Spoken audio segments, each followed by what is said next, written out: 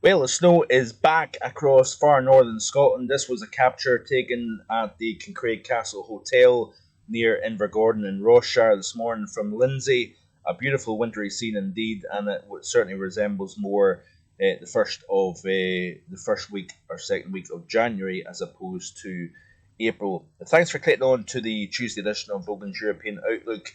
Yeah, the snow is back once again, only really restricted to the north and northeastern portion of Scotland, but nonetheless we have got Arctic air back in. It's been filtering down during the course of last night, and we've seen rain changing over to snow here.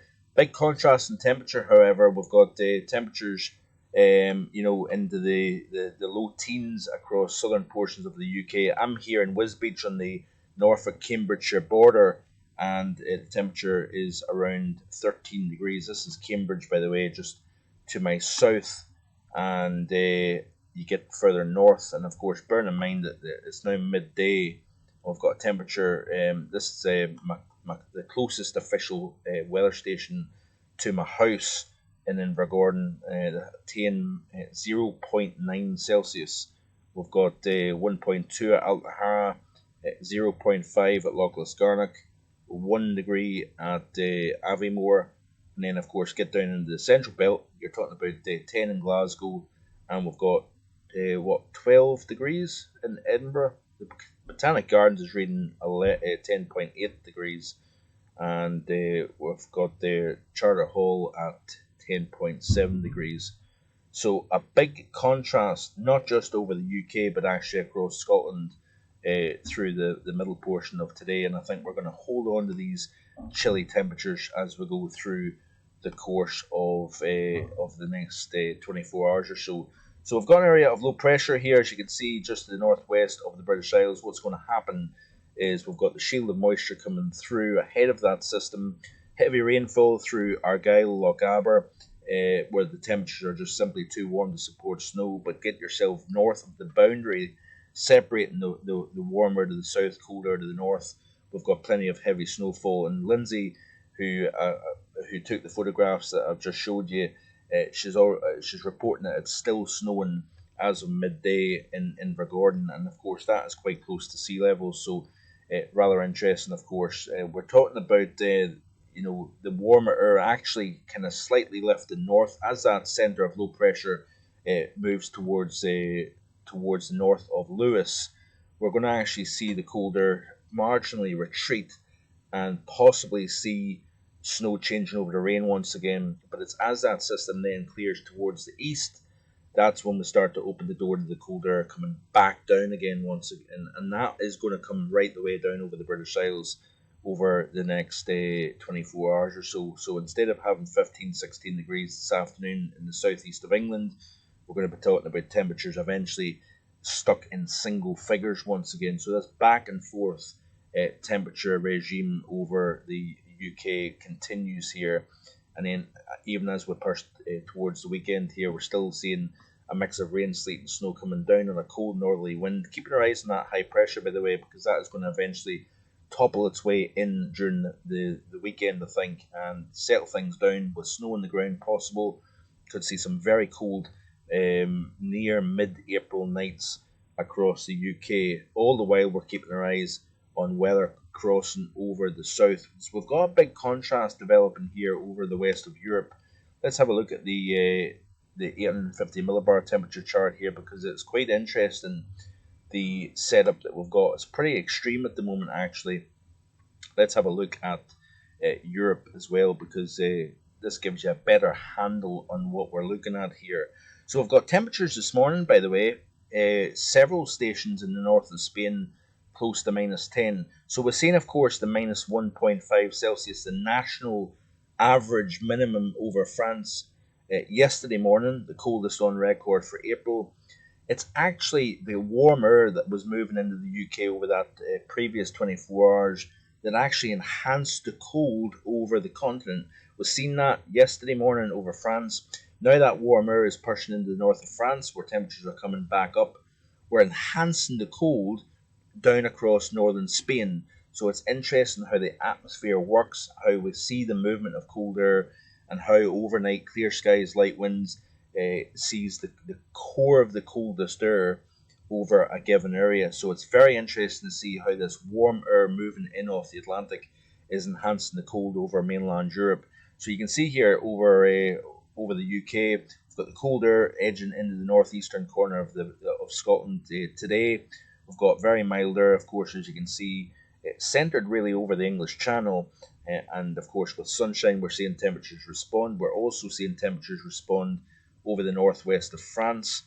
And but you look at the cold air. Now we've got this wedge, this little triangle, this wedge of warm air at 850 millibars, and that is responding to the surface temperatures. We've got the cold air focused over the north of Spain, but we've also got the focus of cold air now on the southern flank of the Alps, as you can see here. So the cold air is getting forced out.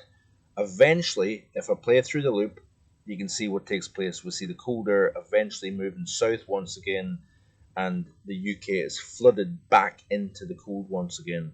Then we keep our eyes further south because we're going to start to see warmer and warmer air over Africa getting lifted northwards. And it looks as if as we push towards this weekend and even into early next week, we could be seeing temperatures on the east coast of Spain, say from Valencia down to Murcia.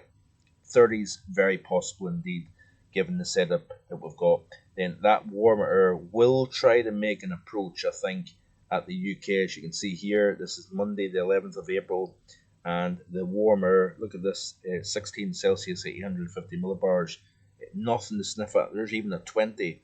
Could be talking about temperatures even in the low 30s. In France, for example, this is an agricultural disaster, if possible, given the fact that we had such warm weather in March, then we had the freeze for a few nights, then we're back to seeing almost summer-like warmth, all within the space of about 10 days. That is brutal on nature, plants, and of course, agriculture overall. This is a very, very nasty spring, and we've seen this last year as well. There's a lot of things, I think, going on with the weather at the moment here. You can blame global warming, you can blame carbon dioxide for the cause, or other aspects as well. Whatever you want to say, but certainly these springs are very turbulent indeed, very active. Look at this 850 millibar chart here when you've got 850 millibar temperatures of plus 20 Celsius versus 850s of minus 8 over northeastern Scotland here. So a big contrast, and it's this zone right here that we need to watch out for severe weather potential here with this overall setup here. But certainly wild stuff, that's for sure. I want to look at and show you actually the tweets that I've put out. Remember, I showed you yesterday the tweet of the France record breaking. By the way, this was a capture here from 2 days ago over Basque country in the north of Spain. This is actually the same region I visited a couple of weeks ago. But look at that snow. I know it's over high ground, but nonetheless, certainly a very impressive picture out of the north of Spain, and very interesting, of course, indeed.